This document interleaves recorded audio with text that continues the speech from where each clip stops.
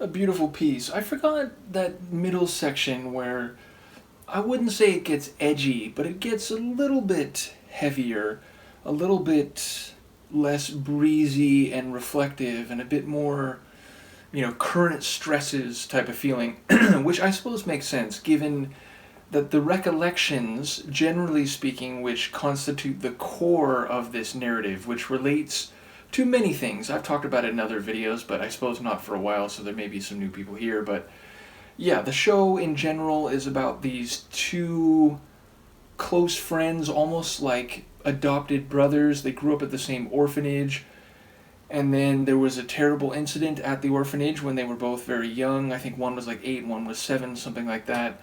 And the woman who ran the orphanage was killed. The case was never solved. And when we meet them in the present, one of them has grown up to be a very successful young, if a bit unconventional, detective in the Japanese police. The other one is a young and very successful and somewhat surprising mafia don in the Yakuza. And so on the surface it looks like they would never know each other, never be friends, and indeed they don't make public their connection, but we, the audience, learn about it very early on. And then we learn that their whole purpose, one for going into the official law enforcement, the other going into the underworld, is basically to find out what really happened to their teacher, their sensei, who was killed and it was never solved. And they're basically using all their contacts, official and underground, to see if they can untangle that web. And the essence of the show is that there's, a lot going on in these present day cases that on one side or the other they often are both aware of or even directly involved in, but the real goal is to figure out what happened. But the more they look, the more dangerous it gets for both of them, and so on.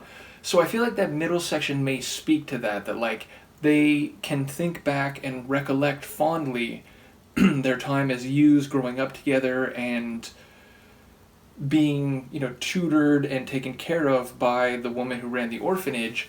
But then there's the gritty reality that they're both, in sort of vulnerable positions, like the detective, because if people knew that he really was maintaining contact with a member of the Yakuza and was kind of using official police resources to look into something that's like his own personal vendetta, then, he might be fired or maybe even worse. And then the Yakuza guy, maybe people in his world wouldn't be happy to know that he keeps in close contact with someone who works for the police. They might think he's a traitor and so on. So there's a lot of stresses and dangers as the show goes along. So maybe that middle section speaks to the idea that, you can look back and think of your old sensei, but there's also the dangers and the stresses that are happening in the present. So again, it's a beautiful show. It's an epic show. I don't want to say more without, people who may watch it with me eventually over on Patreon. I don't want to spoil too much, but yeah, it's just a really incredible show and one you will not forget if you see it. So looking forward to it. As I said, I think I've reacted to maybe 10 tracks on the soundtrack now, but there's 22 overall, so still more than half of it to go. As is often the case with a lot of J-drama soundtracks, there's 2 or 3 tunes that are lighter, almost a bit zany, which, given the overall tone of the show, may feel a bit surprising because, I've talked about My Boss, My Hero, another great example. There's tracks that are all over the place, very sad tunes, very happy tunes, very zany tracks, rock tracks, string-based tracks. It's all over the place. But it makes sense because, there's emotions when he's happy, when he's sad, when, things are going well, when things are ridiculous in a dream sequence and so on. The tone of this show is a bit more consistent. I won't say singular, because again, there are lighter moments, and there are tracks that are played in those lighter moments. But the lighter, zanier tunes on this soundtrack stand out a little bit more because most of it is heavier. Most of it is deeply emotional and reflective of this Shakespearean kind of tragedy. So yeah, there's definitely a surprising few tracks on here, but we'll go through those too eventually.